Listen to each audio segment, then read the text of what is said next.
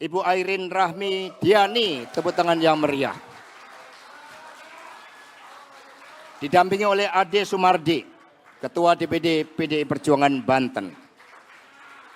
Jadi Banten ini sudah bergelora. Kemarin rakyat sudah mengukuhkan pasangan ini. Dari Provinsi Jawa Tengah, Jenderal TNI Purnawirawan Andika Perkasa dan Hendrar Prihadi.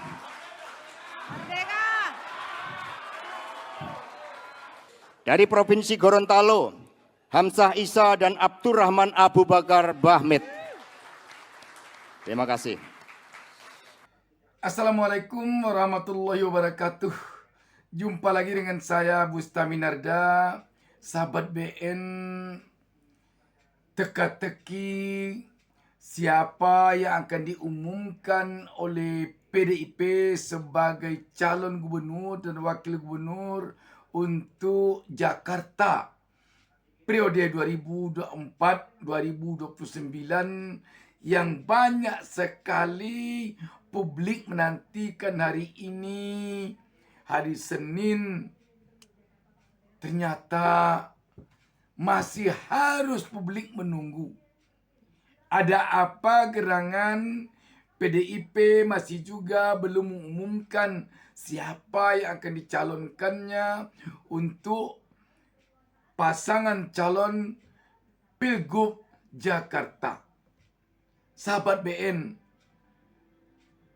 kita tentu memaklumi betapa sulitnya bagi partai politik manapun untuk menentukan siapa yang akan dimajukannya di Jakarta. Karena jauh sebelum ini Koalisi Indonesia Maju dengan 12 partai telah mengumumkan, telah mendeklarasikan pencalonan Ridwan Kamil dan Suswono untuk maju di Pilkada Jakarta. Ini bukan main 12 partai. Hanya saja sekarang ini PDIP yang berpeluang untuk memajukan satu pasang calon. Tentu PDIP tidak akan sembarang memajukan calon saja. Untuk apa PDIP memajukan calon kalau hanya maju untuk kalah? Kalau sudah kuat kemungkinan yang dimajukan oleh PDIP akan kalah oleh pasangan Indonesia Maju, sebaiknya tidak maju saja. Sebab kalau maju nanti kalah, ada beberapa hal yang akan ditanggungkan akibatnya oleh PDIP. Yang pertama yang akan ditanggungkan akibatnya adalah dari segi materi. Apapun alasannya untuk maju di pilkada akan menguras kocek. Setidaknya menguras kocek, menguras kantong untuk biaya pembelian spanduk, pembelian poster, dan lain sebagainya. Itu setidaknya. Jauh dari itu lagi, yang harus ditanggungkan oleh PDIP kalau dia sembarang mencalonkan orang saja dan ternyata nanti kalah, dia akan semakin tidak berarti di mata publik selama 5 tahun ke depan ini. Sudahlah dia dikucilkan oleh Koalisi Indonesia Maju, dia pun bisa jadi akan dikucilkan oleh rakyat kalau dia salah-salah mengusung calon pada Pilkada 2024 ini.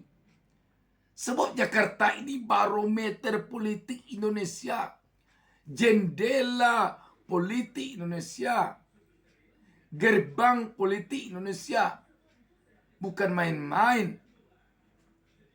Berbeda dengan calon pilkada, gubernur, wakil gubernur, daerah-daerah lain. Walaupun sekarang ini ibu kota negara telah dipindahkan oleh Presiden Jokowi ke IKN sana. Tapi kita belum melihat berkurangnya level politik atau kelas politik Jakarta dibandingkan dengan sebelum ibu kota negara dipindahkan ke IKN sana. Belum ada. Jadi benar-benar hati-hati. Ada beberapa hal yang mungkin perlu diperhatikan oleh PDIP agar dia nanti tidak gagal mencalonkan orang untuk maju di Pilkada Jakarta. Yang pertama sekali agaknya yang perlu bagi PDIP sekarang adalah mewaspadai operasi-operasi politik siluman. Ini mungkin yang paling perlu diwaspadai oleh PDIP di saat-saat genting sekarang ini. Lawan-lawan politik PDIP tidak menginginkan PDIP memenangkan Pilkada Jakarta sekarang ini.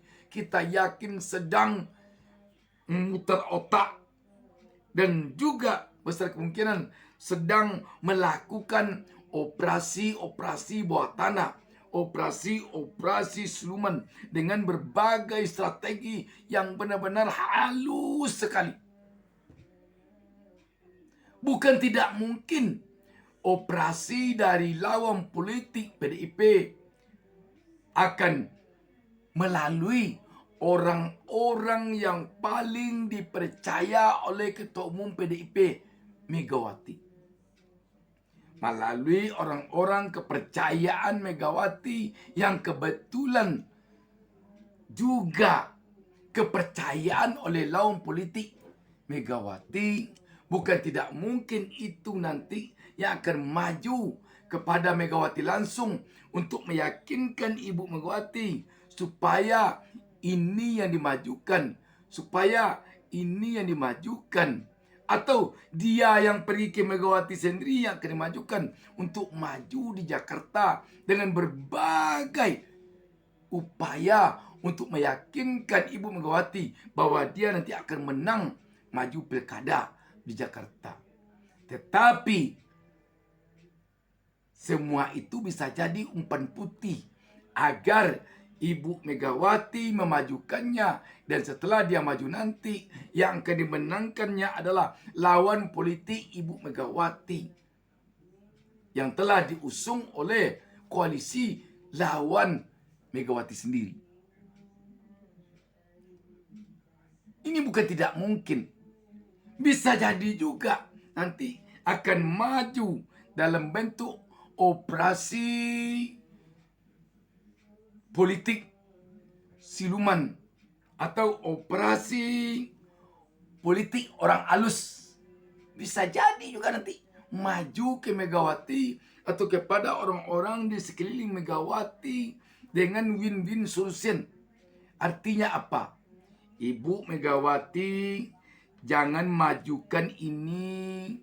Kalau Ibu Megawati atau PDIP tidak memajukan orang ini, nanti Ibu Megawati atau PDIP akan diberi fasilitas ini dan akan dilakukan, akan dijalin kerjasama 5 tahun ke depan dengan cara begini yang sangat-sangat menarik bagi PDIP.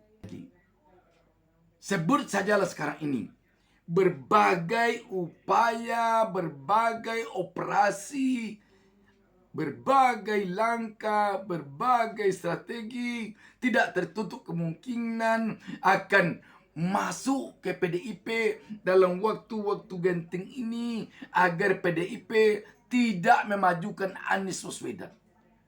Sebab harus kita akui yang akan menjadi lawan berat pasangan calon yang diajukan, yang dimajukan oleh Koalisi Indonesia Maju. Satu-satunya hanya Anies Baswedan. Oh, dikatakan kalau Anies maju dengan PDIP, nanti kader PDIP tidak memilih Anies, kecuali hanya 7% saja yang mau memilih Anies. Itu upaya-upaya untuk meyakinkan PDIP agar PDIP tidak mencalonkan Anies. Tetapi yang perlu kita ketahui bahwa itu tentu 7% kalau surveinya dilakukan sebelum PDIP mendukung Anies. Tetapi kalau PDIP telah menyatakan mendukung Anies Baswedan dan pasangannya dari kader PDIP pula, apalagi pasangannya Rano Karno, hasil survei itu dapat kita pastikan akan bicara lain. Sahabat BN, sekali lagi, yang dipilih oleh rakyat Jakarta sekarang ini figur yang paling ditakutkan oleh lawan politik PDIP adalah Anies Baswedan.